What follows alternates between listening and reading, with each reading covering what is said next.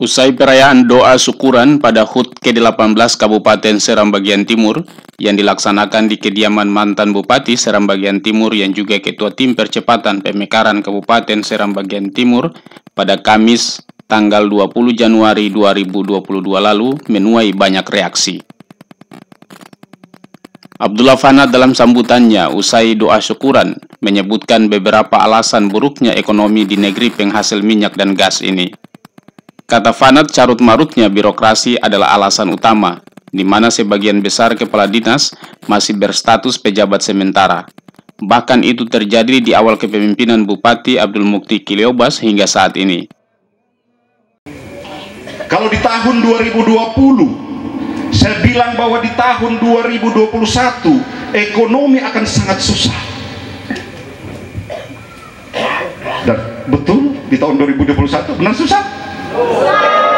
Hari ini tanggal 19 Januari 2022 kembali lagi saya katakan bahwa di 2022 ini lebih susah lagi.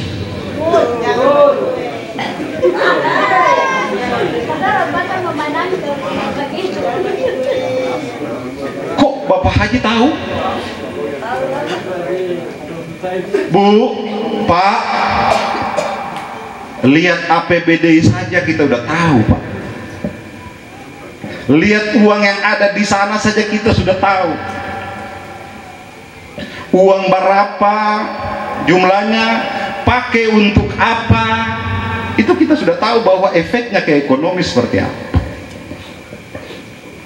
Oleh karena itu hari ini sebagai Ketua Tim Pemekaran, saya berpesan kepada kita semua bahwa 2022 keadaan lebih sulit dari 2021. Apa yang terjadi saat ini? Masyarakat frustrasi. Setelah masyarakat frustrasi karena dia tidak tahu masalahnya itu, dia mau ngadu kemana, akhirnya masyarakat apatis. Apa itu apatis? Cuek. Oh, saya mau bikin baik, alhamdulillah bikin terbaik juga, ketum berharap sudah bisa lah. Kira-kira begitu Bapak dan Ibu. Moral seorang pemimpin dipertaruhkan di level ini, saudara-saudara.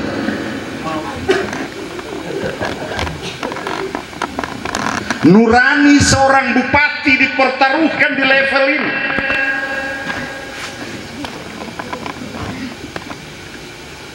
Saya tidak tahu di pikirannya Pak Bupati ini 10 tahun dia memimpin, dia mau tinggalkan apa untuk negeri ini? Meninggalkan birokrasi yang carut-marut seperti ini, meninggalkan birokrasi yang kepala dinasnya PLT hampir semua,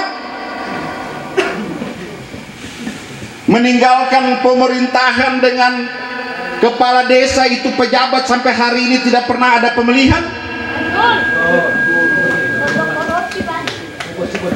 Apakah meninggalkan birokrasi dengan sekda yang sampai saat ini PLT? DPRD sebagai tugas kontrol atas kebijakan pemerintah pun ikut diam. Mereka sibuk dengan anggaran pokok pikiran yang dinilai Fanat tidak produktif. Begitu pula aktivis, semua diam melihat situasi buruk di SBT. Saya suka sedih. Kok negeri seperti ini semua orang diam? Kantor-kantor pada sepi. DPR yang dikasih gaji oleh rakyat untuk memperjuangkan keadaan kesusahan di rakyat semuanya diam. Siap dengan terlalu sibuk dengan urusan pokir-pokirnya, menghabiskan anggaran untuk pokir di tahun 2022 ini kurang lebih mencapai 35 miliar.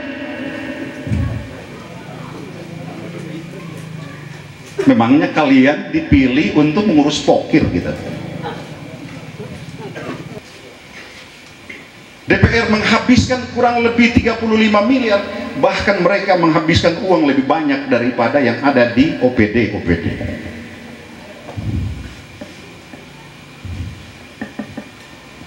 Apa yang masalahnya di sini, saudara-saudara? Ya karena pokir itu, makanya mereka diam, tidak pernah melakukan koreksi terhadap pemerintah. Apakah mereka melakukan koreksi lalu bupatinya pura-pura tuli? Atau mereka sibuk mengurus pokir sampai lupa tentang kewajiban mereka? Saya nggak tahu.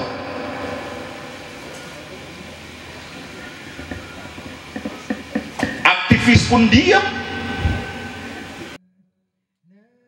Pidato yang menyudutkan pemerintah dan DPRD itu bagi sebagian besar masyarakat menganggap itu adalah representasi suara rakyat. Namun ada juga oknum yang menilai miring, bahkan ada yang menuding ini bagian dari desain momentum pemilihan gubernur pada tahun 2024 mendatang. Berbeda halnya dengan Ketua Gerakan Pemuda Islam GPI Kabupaten Seram Bagian Timur, Dahlan Romesi.